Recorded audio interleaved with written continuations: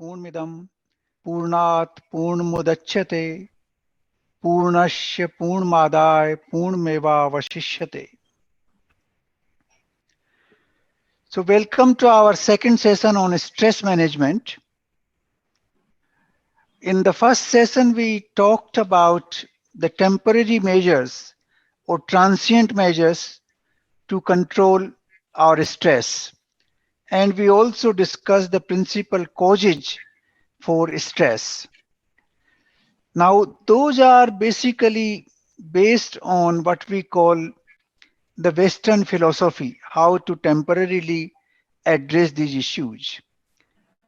But the Indian philosophy, Indian writings have gone extremely deep into this issue, and they have addressed the root causes of our mental stress. And that is directly linked to spiritual experience in life. And therefore, it would be extremely useful for each one of us to analyze some of these writings in our ancient scriptures to address the problem of stress management in totality from the very fundamental cause of it. So far as the temporary measures are concerned, I'll just repeat them, a few of them. That is the deep breathing, change of the surroundings, then physical activities like walking or jogging or some other yoga. Then you can have your work schedule which is completely relaxed, which is not so overtaxed. That will help. Then actually the things which we cannot avoid and cannot alter, then we should adapt. That is the third, the next step.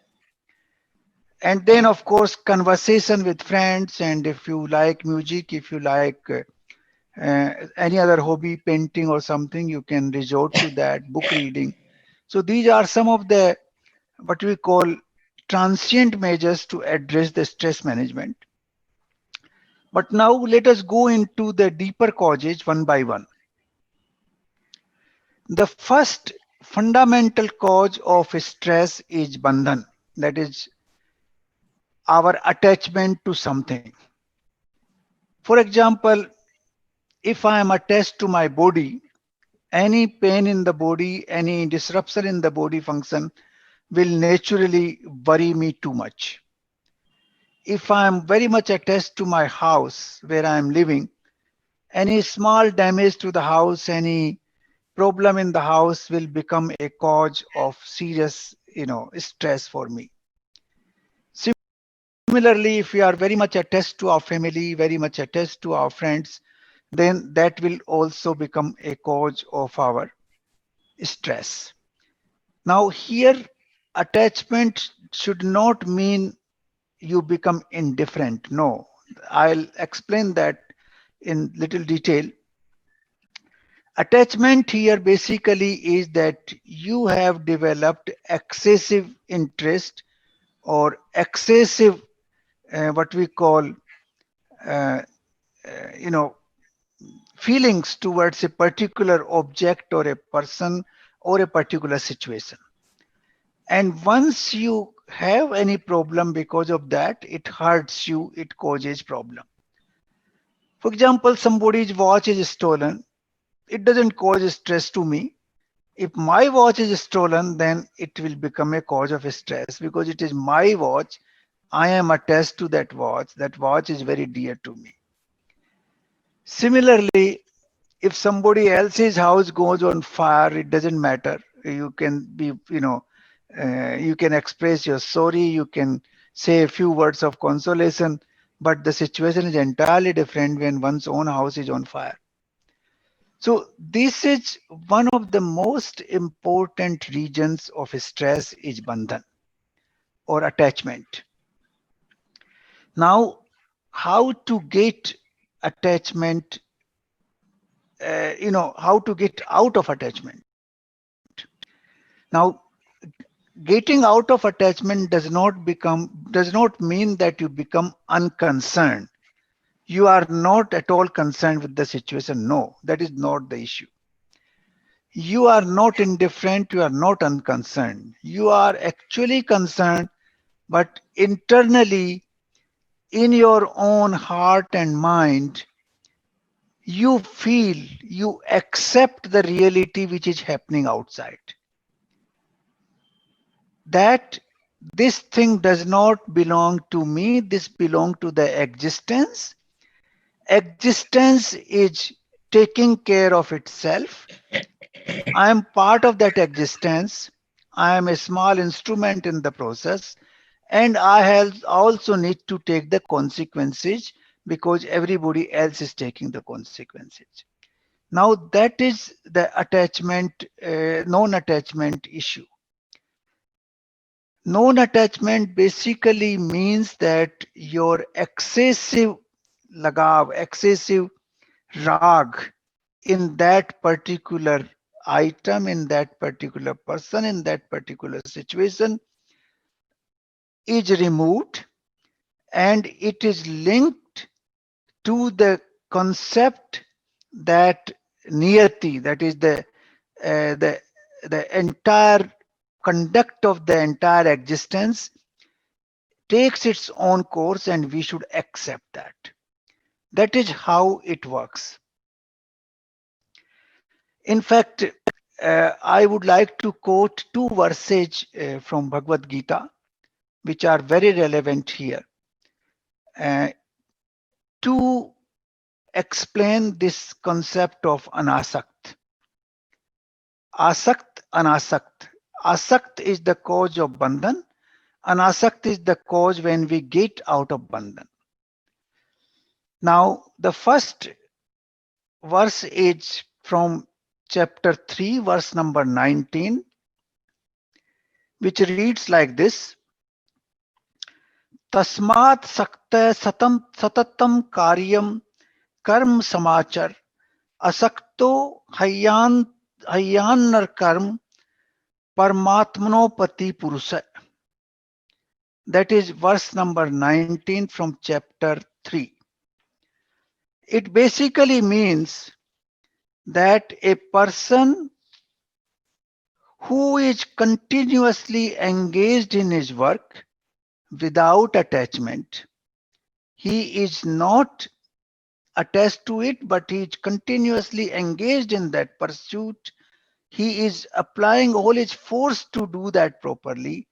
He easily overcomes all sorts of stress and is able to even attain the Almighty. So here you don't have to abandon your duty, but you have to delink yourself from the rag. For example, somebody is sick one of our friend is sick in the hospital. Detachment does not mean that we don't care for him. No, we give him extreme care. Whatever we can do with our body, with our mind, with our thoughts, we do for him. But despite all that, if the consequence is negative, it should not affect us internally. That is extremely important because you have done whatever was needed to be done, and therefore you should not worry about the consequence. Like a doctor who is on the operation theater, he does his best to save a patient. He applies all his, mind and body, all his skills to have a successful operation. Still, he fails. Now, if he is attached to each of the patients, he will not be able to perform next surgery at all. In order to perform the next surgery objectively and with all his skills, he needs to remain detached from what happened in the past. It is extremely essential for him to carry out his functions. And it is therefore very clear that if you are detached, you perform your duties even better than when you are not detached. In case of attachment, it becomes difficult for you to perform your duty properly. For example, a doctor, his wife is sick. and she requires a surgery. Now, since he is attached to his wife, he may not be able to perform the surgery properly, and therefore most of the doctors seek assistance of some other doctor to perform surgery for their near and dear, because that is the attachment which affects their functioning. So the fundamental principle is that attachment actually enables you to perform your work better, and it removes all the stress from the consequences, and that gives you higher results. That is extremely what you call a natural process which flows from it. Now, detachment does not mean that you are not concerned or you become indifferent. No, you perform the duty with all your might, with all your abilities, but you remain detached to the outcome of it.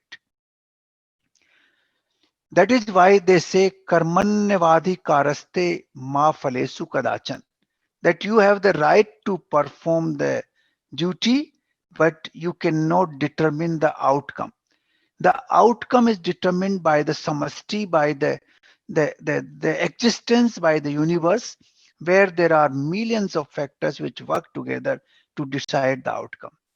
And therefore, you detach from the outcome, but you perform your duty absolutely all with all your skills. So that is one fundamental principle we should learn, that we should not have this bandhan of attachment. Attachment leads to bandhan. As soon as you have that, it becomes a cause of stress.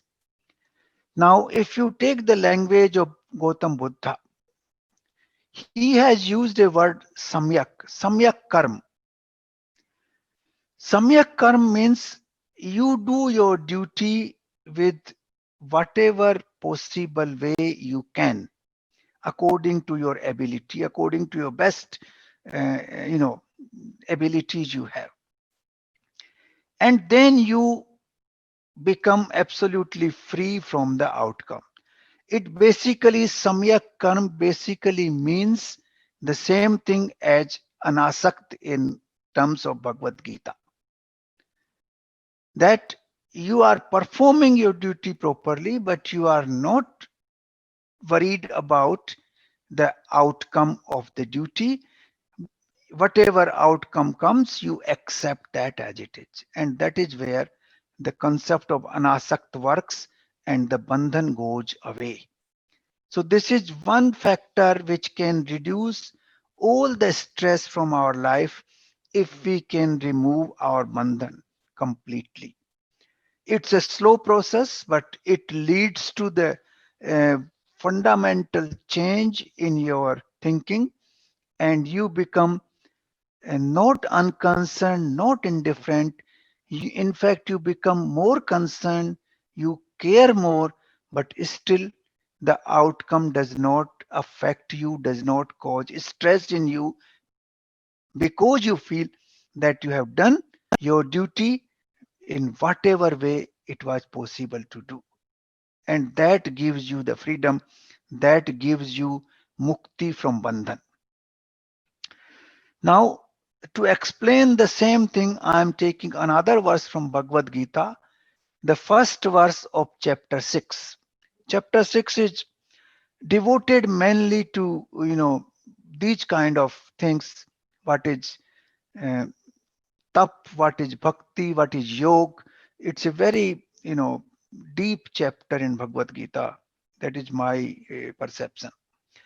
So the first verse of the chapter 6 reads like this: अनाश्रित कर्म फलम कार्यम कर्म करोति ये सन्यासी च योगी च न निर्ग्रहण चाक्रिय.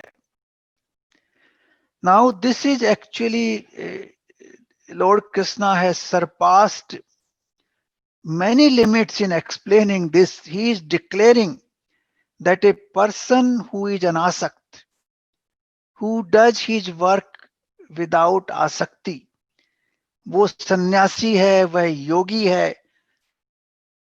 केवल अग्नि को त्यागने वाला सन्यासी और योगी नहीं है, और केवल क्रियाओं को त्यागने वाला सन्यासी और योगी नहीं है. So the people who leave this world and go to the forest, change their clothes, they need not necessarily be sannyasi and yogi.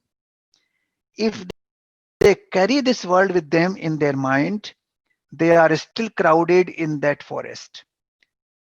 They are alone physically. They may be lonely in the worldly sense, but if their mind is crowded with the worldly things, then they are not sannyasi, they are not yogi, they are still in the world.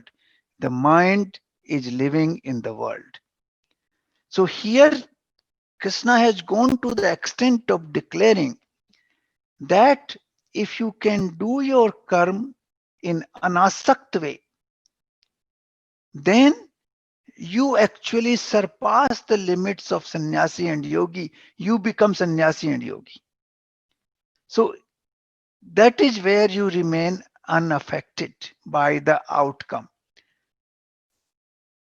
This means the same thing, but in a more profound way, because Lord Krishna has gone and declared that those people who leave the world physically, but they are still attached with the physical things of the world, they are not necessarily sannyasi and yogi. And they will still have the stress. They carry the world with them wherever they go, whether they go in temple, whether they go in forest, whether they go in a gufa, doesn't matter. In that cave or in that forest or in that temple, they carry that world in their mind, and therefore they are not sannyasi and yogi. But the person who has become anasakt, living in this entire world, living in the real world, like Krishna himself did, in the middle of the war, in the middle of you know a huge uh, what you call war of that time, he is behaving like a sannyasi and yogi. That is possible when you are anasakt, and then you would have no stress at all. Whatever the outcome is, doesn't matter. The Arjuna has been told, you do your duty with your all the skills you have. Don't worry about the outcome. You will do it better. And that is where this concept of bandhan comes. As soon as we can get out of bandhan, I think our stress level drops to almost zero. Then you don't care what happens, what doesn't happen. The outcome becomes irrelevant. You are concerned with what you are supposed to do. You do that in the best possible way you can. And that is where the first principle of Adhyatma comes into play, in order to remove the stress level, in order to remove all the mental stress. Now, the second thing which I want to mention here is that you cannot fight with the existence. If you do not accept the rules of the existence, you will be in trouble. For example, somebody wants to swim against the current of the river. He wants to swim upwards. After a little while, he will be exhausted, he will be tired, and he won't be able to do much. But if he swims with the current, he will easily swim a long distance, and he can even reach the ocean in that process, you see. He can pass through all the hurdles without any problem. Similarly, if a person who follows the nature's law, for example, now it is winter season in Rajasthan here. We following the law of the nature, we wear the woolen clothes, we keep our house warm. So we live happily. There's another person who wants to fight against the nature, and he wants to use, very poor clothing. He wants to fight against the winter.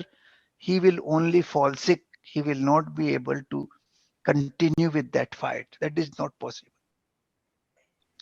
So if you take any law of the nature, we should accept the law of the nature as given reality and we follow that law. It is also true in case of a nation, in modern nation. If you follow the law of a society, law of a nation, the society moves slowly and smoothly. But if you violate those laws, then there would be crimes, there would be lot of fights, there would be problems in the society.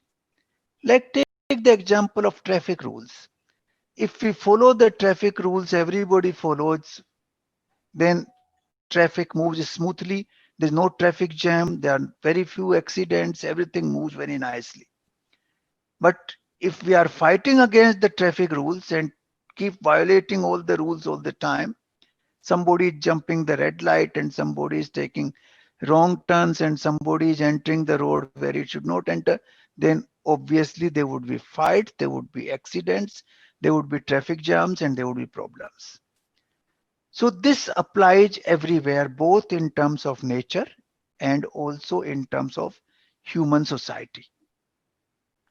So if we follow the rules of the nature, we accept them as given, then our life becomes smooth, our stress level disappears completely.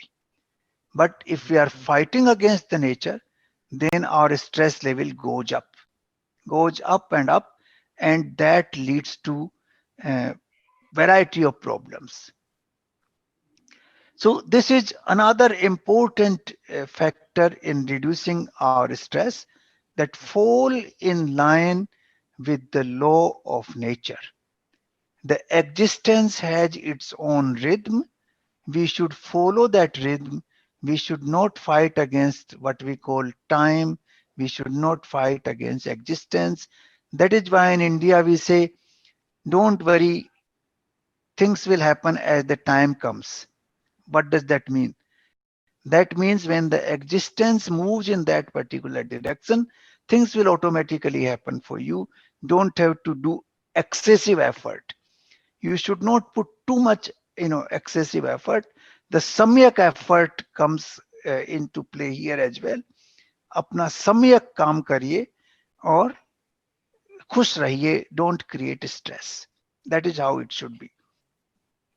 You cannot change the situation.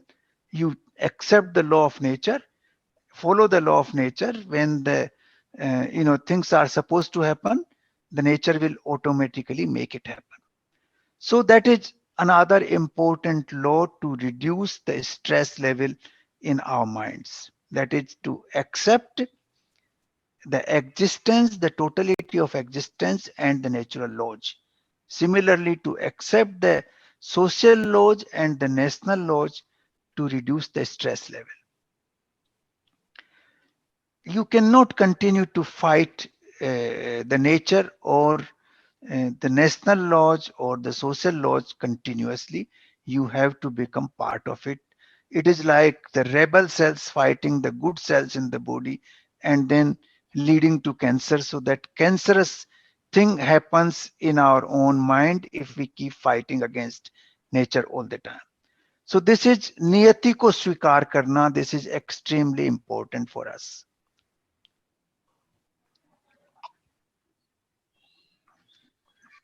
Now, third factor I want to mention here is fear. Fear is one of the very important factor of stress. Now, fear comes from variety of regions. The first fear comes from the uncertainties of the future. What will happen tomorrow? I have made investments in a particular, stocks and securities. Oh, if those companies do not perform well and if my investment go down, what will happen to me tomorrow? That is, this is the kind of fear. You have some relationship with somebody that is going on very well, but you feel, oh, what may happen tomorrow if I don't do this? If I do this, it can go sour and things can go wrong. So all the time when you are thinking of future, the fear plays its role. There's no fear at present. Right now, there's no fear. But when the future is added to your trajectory, then the fear comes and plays its role. So when you think more and more in future, the fear grows more and more. It continues, proportionately increases in the same way as you keep thinking longer and longer in the future. So we have to reduce the fear factor in our mind by reducing our thinking for the future too much. Excessive thinking of the future will multiply fears in your mind, and that will cause stress. So let us try and live in present. What we can do now, what is possible for me to do now, we should do that rather than thinking of the future all the time. I have seen some people who just keep thinking of the future, what will happen to them, what will happen to their children, whether they will get a good job, if they get a good job, which company they will be, what kind of salary they will earn, how they will behave, with their parents. Will they look after me in my old age or not? All these, uh, what you call imaginary questions keep rising in human mind, and they increase the fear factor considerably, and which becomes a cause of stress for no reason at all, because we don't know what will happen in the future, what will come out in the future, what will be the outcome in the future, but we are worried today, and as a result, even our work today we are not able to do properly. That's what happens when the what we call the fear factor keeps increasing in our mind. So we should stop thinking too much about the future. It's extremely important. It is also important to do our work presently in a proper way, because with the fear factor in mind, you cannot do your work properly.